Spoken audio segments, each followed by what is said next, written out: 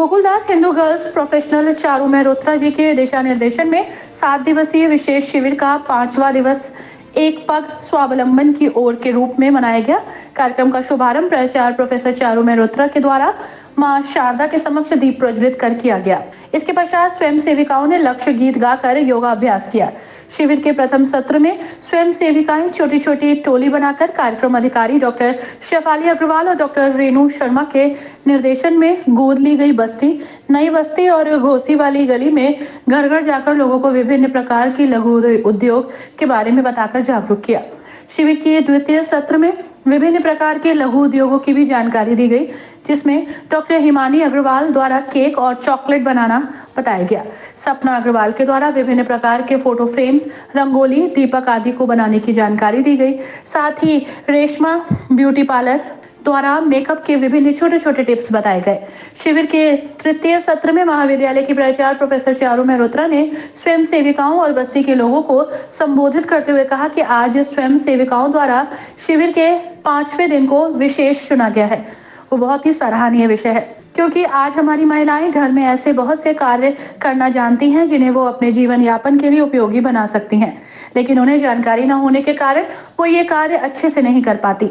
उन्होंने कहा कि जैसा कि हम सब जानते हैं कि स्वावलंबन का अर्थ है आत्मनिर्भरता, अर्थात हम दूसरों के भरोसे न रहकर अपने स्वयं पर निर्भर रहें।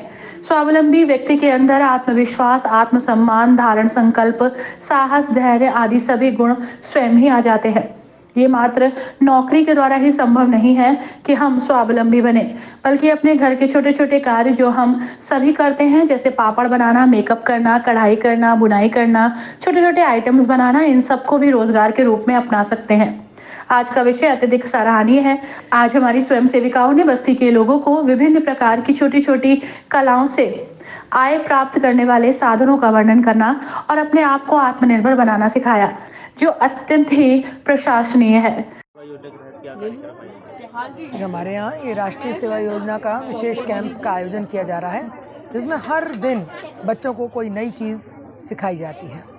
आज इन बच्चों को कैसे स्वावलंबी बने, इस बारे में हमारे यहाँ हिमानी जी आई हुई हैं, जिन्होंने बच्चों को बहुत क्विक रेसिपीज़ के माध्यम से केक और कुकीज़, चॉकलेट आदि चीज़ें घर पर कैसे बनाई जा सकती हैं और इनमें परफेक्शन पाकर ये बच्चे अपना स्वरोजगार के रूप में भी इसको अपना सकते हैं, इस बारे में आज बच्चों को अवगत कराया। साथ ही सीमा जी हैं, जिन्होंने हैंडीक्राफ्ट वर्क जो होता है, हैंड क्राफ्ट वर्क, और घर को सजाने के लिए किस तरीके से चीज़ों को यूज़ किया जाता है और कैसे उन्हें सुंदर आकार देकर घर की सज्जा की जाती है, इन बातों को बच्चों को बताया और चीज़ों को उन्हें दिखाया एक डेमोन्स्ट्रेशन करके।